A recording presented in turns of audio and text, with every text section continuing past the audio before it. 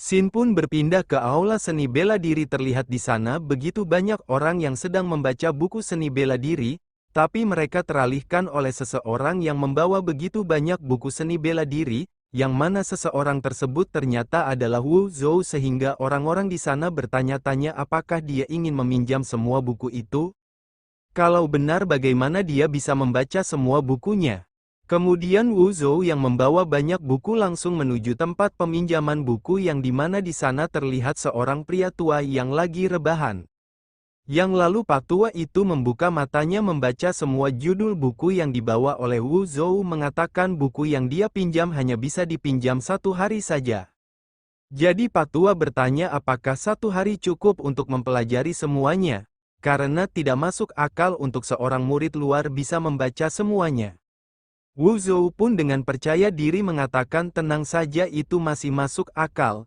Mendengar itu Pak tua menatap Wu Zhou dengan tajam sehingga Wu Zhou pun terkejut bertanya kenapa dia melihatnya seperti itu. Bersamaan Wu Zhou berpikir di benaknya, dirinya adalah ahli dalam hal ingat-mengingat, karena dirinya adalah pembaca novel di kehidupan sebelumnya, kalau tebakannya benar dia adalah biksu penyapu dari Dao Zong, yang mana Pak tua ini pasti adalah orang penting yang ada di Sekte Dao, jika benar maka dirinya pasti akan diajari ilmu tertinggi dari Sekte Dao. Dengan menjadi penerus dari Sekte Dao maka dirinya akan balas dendam pada semua kutu buku di Sekte Jixia lalu akan mendapatkan pengakuan darinya. Namun yang terjadi tidaklah sama apa yang dipikirkan oleh Wu Zhou malahan Pak tua tersebut malahan merasa aneh melihat Wu Zhou tersenyum-senyum sendiri. Bersamaan Pak tua mengatakan buku yang dia pinjam sudah didaftarkan maka cepatlah menyingkir karena masih banyak orang yang mau meminjam buku. Tentunya Wu Zhou terkaget bertanya bukankah dia seharusnya memakai dirinya, lalu kemudian mengajari cara membaca buku dengan cepat, bukankah seharusnya Anda meneruskan seni bela diri yang maha dahsyat kepadanya? Pak tua pun menyuruhnya berhenti bermimpi di siang bolong bersamaan mengusirnya mengatakan cepat pergi dan jangan mengganggunya. Akan tetapi Wu Zhou bukannya pergi dia malah terus mengatakan sesuatu, yang mana apakah dia sedang mengujinya? Anda memang hebat jenius seperti yang diharapkan dari seorang master. Tentunya mendengar hal itu Pak tua bukannya senang tapi dia malah menjadi kesal langsung menghajar Wu Zhou sembari menyuruhnya pergi dan jangan mengganggunya lagi. Sekaligus melempar semua buku yang dipinjamnya sampai menghantam Wu Zhou membuat dia sangat kesal berteriak mengatakan jika tidak bisa bilang saja kenapa harus berbuat sampai seperti ini. Dirinya ini adalah seorang yang jenius itu sangat akan rugi jika dia tidak mengajarinya. Setelah itu Wu Zhou langsung pergi dari sana sedangkan Pak tua yang melihat Wu Zhou pergi berkata, dari energi dan darahnya dirinya merasa dia benar-benar anak yang jenius namun sayang sekali. Karena pada umumnya jenius yang ada di sebuah sekte akan mati paling cepat, oleh sebab itu mendingan dia menjadi orang biasa saja agar umurnya lebih panjang, yang lalu datanglah Mao Dao sembari berkata senior bukankah kata-kata Anda sedikit buruk, bagaimana jika semua orang yang ada di Sekte Dao menjadi orang biasa bukankah dengan begitu tidak ada yang akan mengerjakan tugas di sekte? Pak tua pun memintanya jangan terlalu berpikir yang aneh-aneh seperti itu. Dan jangan menyebut nama sektenya di hadapannya, jika mendengar nama sektenya dirinya takut akan menjadi bencana yang lain lagi. Mao Dao pun kemudian mengatakan bahwa dirinya begini karena anak itu memiliki cincin peninggalan leluhur Sekte Dao, karenanya akan dirinya pastikan untuk mendapatkan cincin itu kembali dan akan dirinya pastikan juga orang-orang akan menghormati dirinya, karena sudah menjadi kewajiban untuk memastikan kalau kemuliaan akan tersusun kembali seperti sedia kala. Setelah mengatakan itu Mao Dao langsung pergi dari sana sehingga Pak tua merenung di benaknya apakah sebagai orang tua dirinya sudah salah. Yang lalu beberapa saat pun berlalu Sin berpindah terlihat di sana para murid sedang berlatih begitu keras. Tapi berbeda dengan Wu Zhou nampak di sana terus membaca semua buku yang dia pinjam.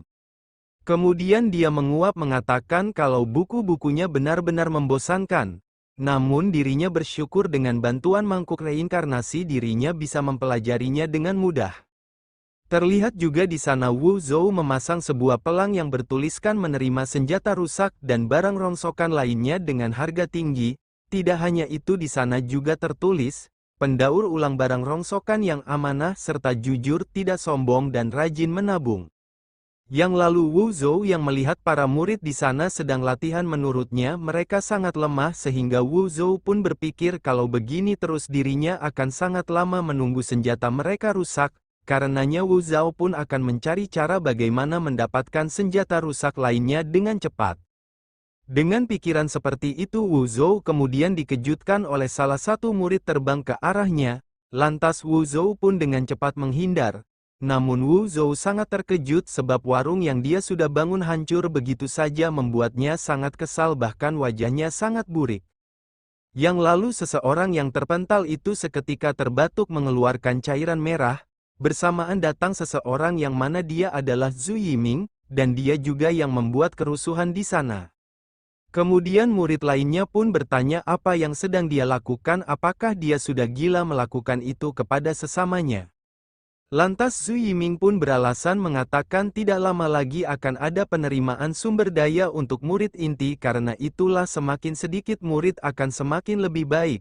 Mendengar hal tersebut tentunya mereka sangat marah, namun tidak bisa melakukan apapun karena tidak mungkin bisa mengalahkannya, sehingga mereka pun berpikir kalau saja saudara Chen Yang He masih ada di sini mungkin ini tidak akan terjadi. Jadi siapakah saudara Chen Yang He? Mari kita lihat saja nanti.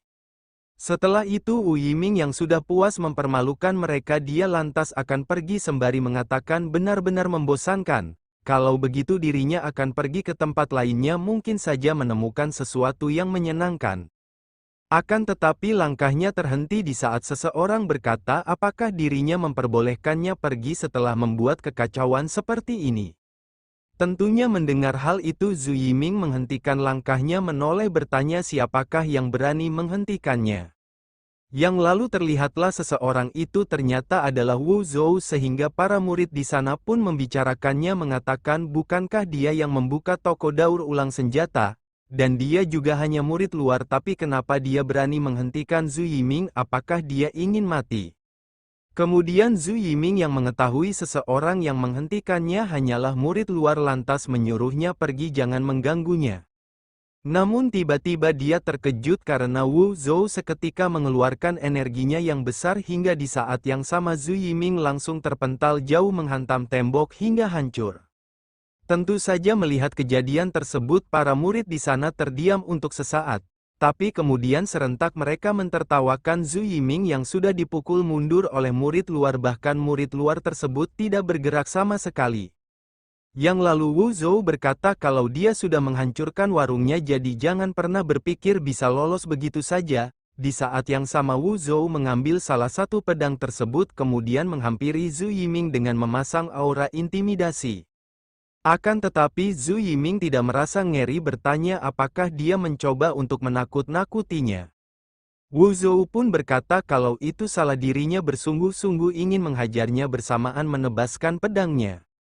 Tentunya Zhu Yiming terkejut tidak menyangka Wu Zhou akan menebasnya bersamaan, langsung menghindar dengan keringat dingin. Setelah itu Zhu Yiming berpikir ini benar-benar tidak terduga kalau dirinya akan terlibat dengan seseorang dari murid luar yang ternyata dia sangat kuat. Seketika itu Zhu Yiming tersenyum psikopat merasa kalau ini akan menjadi menarik kemudian berkata akan menerima tantangannya.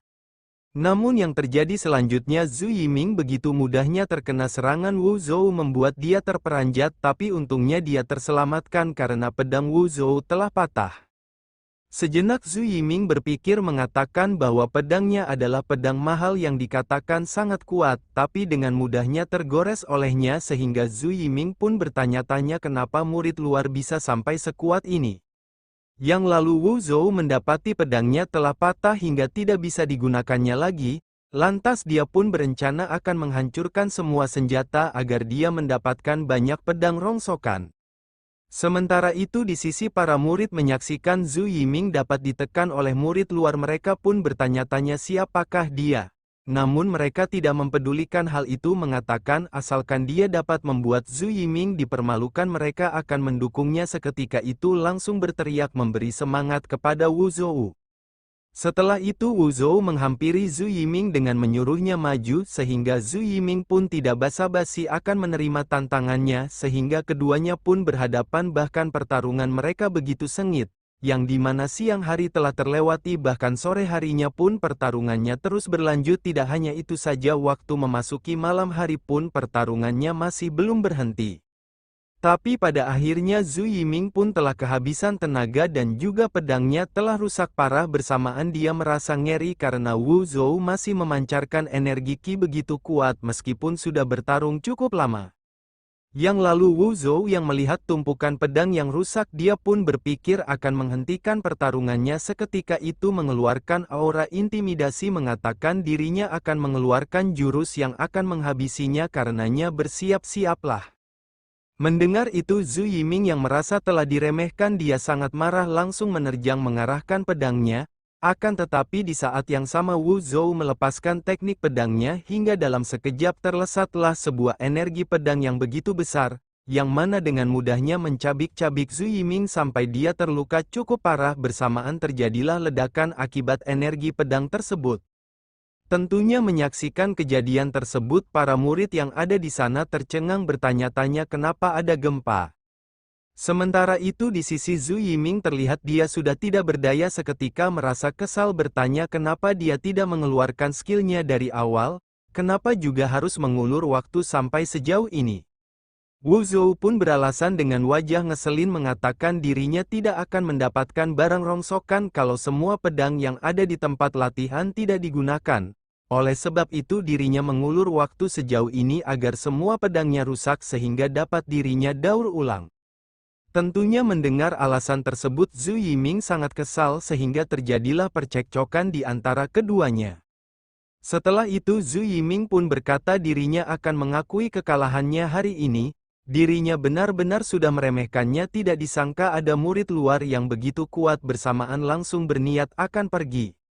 Namun langkahnya dihentikan oleh Wu Zhou membuat dia terkaget sekaligus keringat dingin karena Wu Zhou memintanya ganti rugi atas apa yang sudah dia lakukan.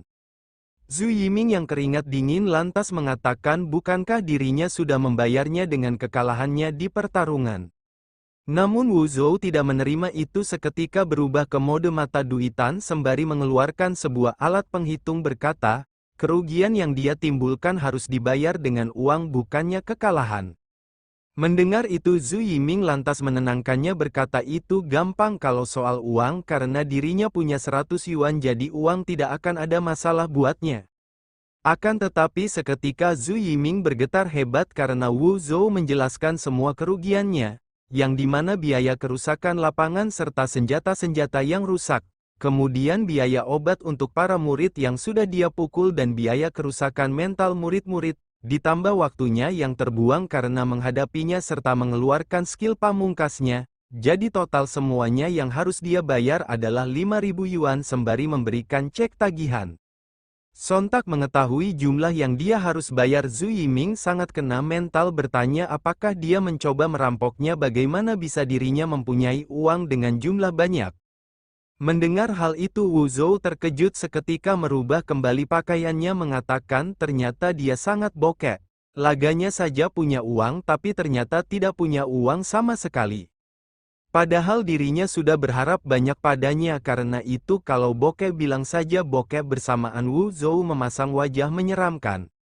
Itu membuat Zhu Yiming keringat dingin ketakutan bertanya apa yang akan dia lakukan padanya bersamaan kini dia telah dilucuti oleh Wu Zhou sampai tidak tersisa. Sehingga semua barang-barang yang Zhu Yiming punya semuanya telah diambil seperti perampokan. Yang lalu sebelum pergi Wu Zhou pura-pura batu setelahnya dia berkata bahwa mulai saat ini siapapun yang datang ke tempat ini harus bayar dulu kepadanya, dan juga jika ada yang menghancurkan senjata biayanya adalah 100 yuan, lalu yang terakhir jika ada yang tidak patuh maka dia harus membayarnya dengan double. Sontak mendengar itu para murid di sana hanya terdiam sehingga Wu Zhou menjadi sangat kesal bertanya kenapa malah diam saja cepat catat apa sudah dirinya bilang lalu buatkan plakat yang besar lalu gantungkan di pintu masuk biar dilihat oleh orang-orang. Serentak para murid pun yang ketakutan akan mematuhi perintahnya sehingga Zhu Yiming yang melihat itu tercengang berpikir, dia dengan mudahnya dapat memerintahkan murid dalam lainnya. Apakah dia ini benar-benar murid luar ataukah dia adalah pewaris sekte?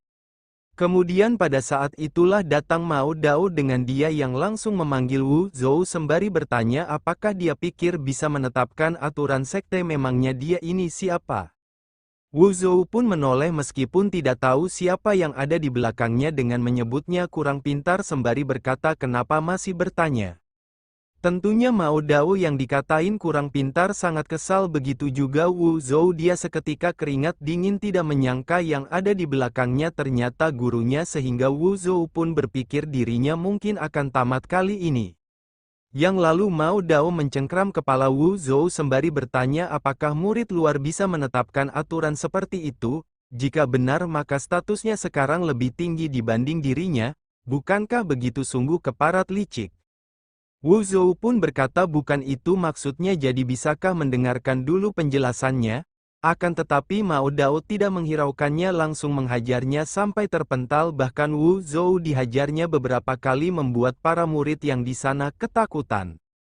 Kemudian Mao Dao menoleh bertanya kenapa mereka terus menontonnya, apakah mau dia injak-injak juga sepertinya. Para murid pun mengatakan kalau mereka tidak berani sehingga Mao Dao pun langsung pergi dari sana sembari menyeret Wu Zhou yang sudah tidak berdaya. Hingga waktu pun berlalu, Xin berpindah ke tower barang rongsokan Mao Dao di sana yang sudah menyeret Wu Zhou cukup lama, menyuruhnya untuk berhenti berpura-pura mati. Tentunya Wu Zhou yang berpura-pura tidak sadar tercengang karena sudah ketahuan, dia pun tertawa mengatakan guru memang hebat bisa mengetahuinya. Yang lalu Mao Dao bertanya bukankah dia sudah disuruh membersihkan tower rongsokan, lantas kenapa malah bermalas-malasan di luar?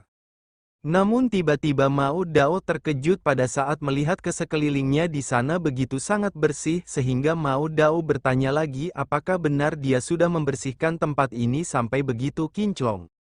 Wu Zhou pun membenarkan hal tersebut mengatakan itu tidaklah sulit. Setelahnya Wu Zhou begitu membara berkata karena guru telah memuji kerja kerasnya, maka dari itu dirinya akan melakukan semua perintahnya, apapun itu akan dirinya lewati. Namun Mao Dao yang mendengar itu menjadi kesal, langsung menaboknya kemudian meminta Wu Zhou menyerahkan cincin warisan sekte Dao Zong yang dia simpan. Akan tetapi Wu Zhou malah terbengong bertanya-tanya cincin apa yang gurunya maksud. Tapi kemudian Wu Zhou pada akhirnya mengingatnya kembali apakah cincin yang dirinya temukan di Nether Hell sebelumnya. Seketika itu Wu Zhou menjadi panik karena cincin itu sudah diserap oleh mangkuk reinkarnasi sebelumnya sehingga Wu Zhou pun berpikir kalau ini bisa gawat kalau dirinya tidak bisa mendapatkan gantinya. Mao Dao yang menyadari Wu Zhou malah diam saja lantas bertanya dengan wajah mendominasi apakah dia tidak menghilangkan cincin warisannya kan? Kalau tidak menghilangkannya cepat serahkan cincinnya, jangan bermain-main dengannya, kalau tidak ingin dirinya merebut cincin itu dengan paksa. Tentunya Wu Zhou keringat dingin dibuatnya, kemudian Wu Zhou memberi hormat meminta maaf beralasan kalau sekarang cincin itu sedang tidak bersamanya. Cincin itu dipegang oleh istrinya Qin Mao yang sekarang keberadaannya ada di Akademi Jixia. Akan tetapi Mao Dao tidak percaya begitu saja, langsung mengancam Wu Zhou mengatakan kalau dia bohong padanya pasti tahu konsekuensinya. Wu Zhou pun yang ketakutan menjawab perkataannya dengan terbata-bata mengatakan, untuk apa dirinya bohong itu tidak mungkin, kalau ada maka akan langsung dirinya berikan, mana mungkin berani menyembunyikan atau menghilangkannya. Namun Mao Dao yang masih belum percaya lantas memperingatinya mengatakan, awas kalau dia bohong akan dirinya retakan mukanya yang burik itu. Yang lalu pada akhirnya Mao Dao melepaskan Wu Zhou sembari berkata kalau cincin itu sangat penting buatnya, jadi dalam beberapa hari ke depan kita akan pergi ke Akademi Jixia. Tapi Wu Zhou tidak menghiraukannya, malahan dia sangat kesal berpikir kalau ketampanannya telah rusak akibat rambutnya dijambak-jambak olehnya, dasar guru kampret. Setelahnya Mao Dao beranjak pergi dari sana, tapi sebelum itu Mao Dao kembali memperingatinya kalau cincin itu hilang dia akan dirinya habisi, jadi ingatlah itu dengan baik. Tentunya mendengar hal tersebut Wu Zhou sangat panik, tapi setelah Mao Dao pergi dari sana Wu Zhou tenang kembali menggerutu kenapa situasinya menjadi runyam begini. Namun jika dirinya jujur dan bilang kalau cincinnya sudah menjadi tetesan energi untuk kekuatannya, maka dirinya pasti akan dilumat habis olehnya. Jika dirinya tahu dari awal mungkin cincin itu tidak akan diserapnya. Yang lalu tidak berselang lama datanglah sang pembawa barang yang dimana tujuan dia datang adalah untuk memberikan senjata yang sudah dipilih untuk segera dikirim ke Qi Feng. Tentunya mendengar hal tersebut Wu Zhao bertanya tempat apa itu, lantas dia menjelaskan mereka yang ada di Qi Feng dapat memperbaiki senjata yang sudah rusak dan menempa ulang. Sontak Wu Zhou terperanjat dibuatnya seketika begitu bersemangat memintanya tenang saja dirinya pasti akan mengerjakan tugasnya dengan baik. Berbeda dengan isi pikirannya berkata, benar-benar rezeki nomplok tidak kusangka semua senjata rongsokan akan dikumpulkan di Qi Feng bersamaan Wu Zhou langsung melesat pergi. Lantas sang pembawa barang memintanya untuk hati-hati. Namun tiba-tiba sang pembawa barang mengingat sesuatu yang mana jalan menuju Qi Feng hanya satu yaitu melalui pemandian air panas, dan saat ini para wanita sedang mandi di sana jadi bisa gawat kalau saudara Su bertemu dengan mereka. Sin pun berpindah ke lembah sampah di sana sang penjaga memberitahu kalau ini adalah lembah sampah yang ada di sekte bersamaan menunjukkan tumpukan pedang sampah yang begitu menumpuk. Tentunya melihat tumpukan pedang rusak yang begitu amat banyak Wu Zhou langsung ngiler berkata, astaga ini terlalu menggiurkan dirinya bahagia sekali. Bersamaan Wu Zhou berpikir dengan ini dirinya akan menjadi pemimpin sekte Dao. Setelah itu Wu Zhou berteriak untuk pertama kalinya dirinya merasa kalau keputusan yang dirinya buat untuk bergabung ke Dao Zong adalah hal yang benar, sehingga dirinya akan berusaha lebih baik lagi ke depannya sampai akhir hayatnya. Sontak melihat tingkah Wu Zhou sang penjaga di sana tercengang bertanya-tanya apa dia tidak waras memangnya apa bagusnya semua senjata bobrok ini. Dengan pikiran seperti itu sang penjaga berpamitan pergi beralasan akan mendaur ulang senjatanya akhir bulan saja langsung pergi dari sana sembari berpikir sebaiknya dirinya tidak berurusan dengannya.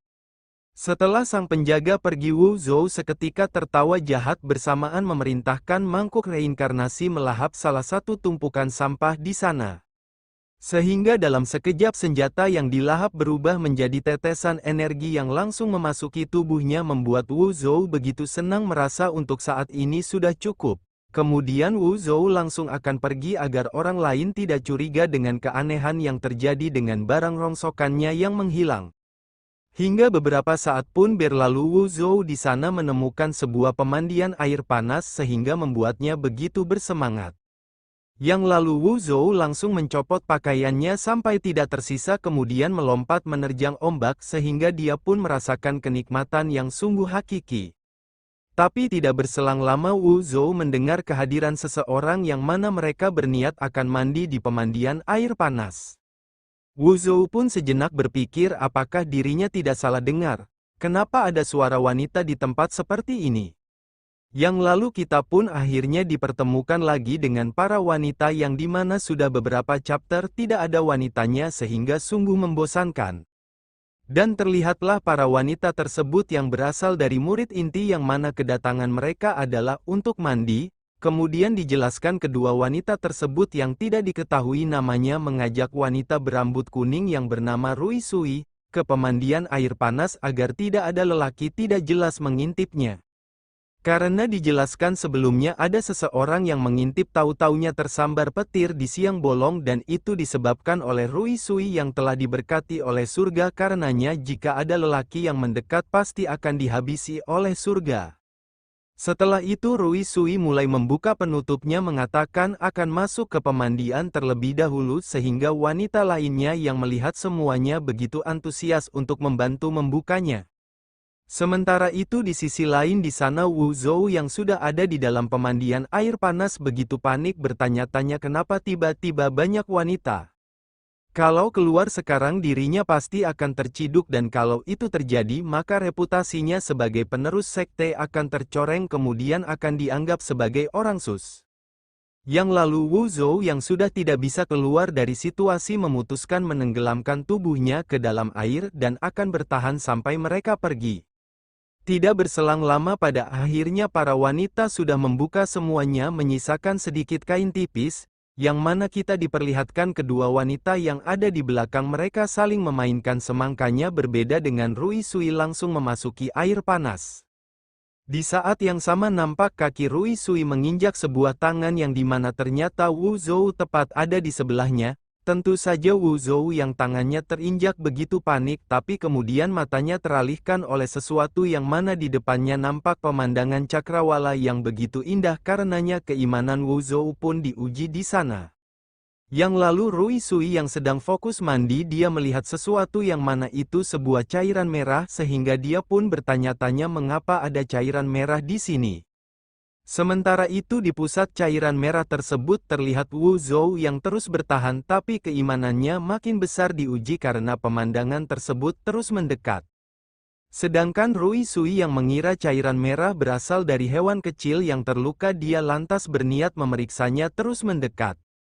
Namun berbeda dengan Wu Zhou dia terus bertahan meskipun dia terus melihatnya yang dijelaskan menurutnya itu berisi berbentuk dan sangat putih.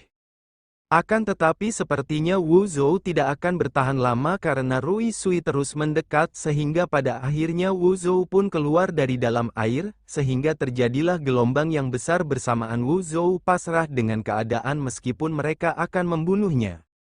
Sementara itu di sisi para wanita mereka sejenak terdiam tengah memahami apa yang baru saja terjadi, kemudian dengan membagongkan Wu Zhou berpikir kalau situasinya sungguh gawat sepertinya sudah saatnya dirinya memperlihatkan aktor masa depan, agar bisa menyelesaikan kecanggungannya. Dengan pikiran seperti itu Wu Zhou langsung berpose keren sembari berkata, "Nona putih berisi, jika dirinya mengatakan kalau ini semua ada kesalahpahaman apakah dia akan percaya?" Tapi tiba-tiba suasananya menjadi sepi karena Wu Zhou disengaja atau tidaknya telah menyentuh sesuatu membuatnya terkejut sembari mengatakan sungguh luar biasa. Tentunya melihat hal tersebut para senior tidak bisa berkata-kata karena saat ini adik junior Rui Sui telah digrepe oleh lelaki sus yang muncul secara tiba-tiba. Sedangkan Rui Sui itu sendiri dia seketika berkaca-kaca mengeluarkan air mata kemudian berteriak terus berlari menghampiri para kakak seniornya. Para senior lantas menenangkannya kemudian mengeluarkan aura membunuh mengatakan bahwa kakak-kakaknya ini pasti akan memberinya pelajaran kepada lelaki tersebut. Sontak Wu Zhou menjadi panik hingga beberapa saat telah berlalu terlihat Wu Zhou yang sudah disiksa dan telah diikat dengan cara yang mencurigakan. Akan tetapi para senior masih belum puas memberinya pelajaran karenanya mereka pun memikirkan cara selanjutnya untuk menyiksanya. Sementara itu di sisi Wu Zhou yang sudah pasrah akan keadaan menggerutu mengatakan bahwa mereka telah menyiksanya selama beberapa jam, bukankah seharusnya itu sudah cukup dan apa menurut mereka kalau ini masih kurang? Dan yang benar saja para senior begitu serius mengobrol yang mana mereka berniat akan membawanya ke sekte, kemudian menunjukkannya kepada publik sehingga murid-murid bisa diperingatkan untuk berhati-hati kepadanya. Tapi tidak hanya itu saja mereka pun berniat akan memotong belalainya agar menghindari masalah di masa depan. Tentunya mendengar hal tersebut Wu Zhou keringat dingin. Dibuatnya merasa para wanita ini begitu kejam, karenanya dirinya tidak akan tinggal diam begitu saja. Sehingga Wu Zhou pun langsung melepaskan diri dari ikatannya dengan mudahnya, kemudian memanggil mereka berkata kalau mereka sudah keterlaluan.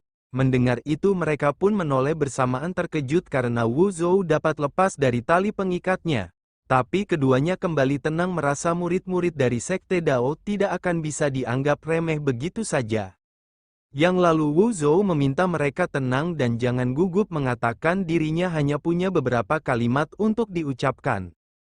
Namun melihat wajah Wu Zhou yang menyeramkan keduanya berteriak apakah begitu ekspresi yang ditunjukkan ketika ingin berbicara baik-baik dengan seseorang. Kemudian Wu Zhou menjelaskan apa yang terjadi ketika dirinya masuk ke pemandian air panas itu tidak ada orang dan sangat tenang, dan saat mereka tiba di pemandian air panas saudara-saudara sekalian tidak melihat dulu ke sekeliling dan tiba-tiba langsung mendekat begitu saja.